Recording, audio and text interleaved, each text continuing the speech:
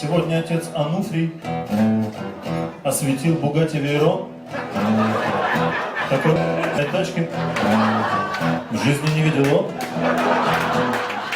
Он освещал Мазерати, он освещал Порше, но только при виде Бугатти почувствовал что-то в душе.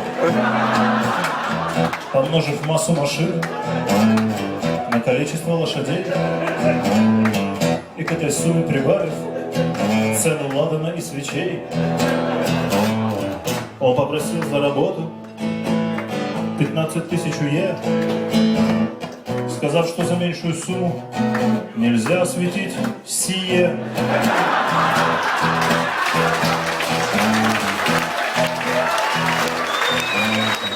Перед чудесным спорткаром сутки молился он и на бардачок наклеил 10 самых надежных икон.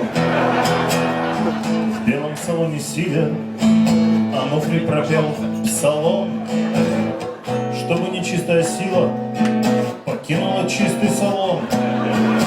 Активно махая кадилом, спасал он заблудший болид, и за тормозные колодки прочел 7 мощнейших молитв.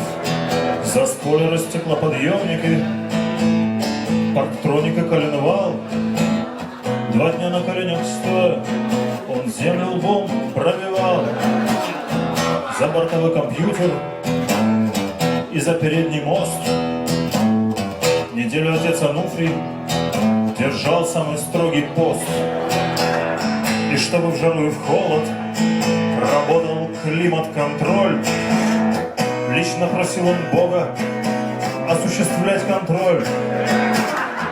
И вот машина умчалась, оставив лишь пыль и столб. Но ровно через минуту Бугатти врезалась в столб. Ануфрий молился отлично, но он не учел одно: не помогают молитвы, если водитель в говно.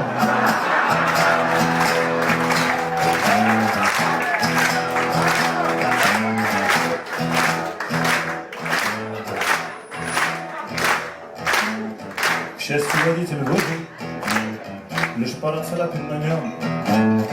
А вот отец Ануфрий от церкви был отлучен.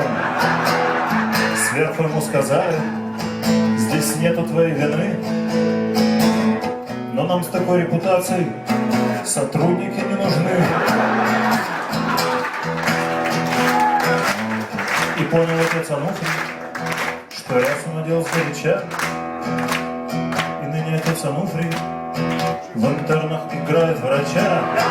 Он сказочно популярен, востребован страшно он, и вскоре, возможно, купит себе Бугатти Вейрон.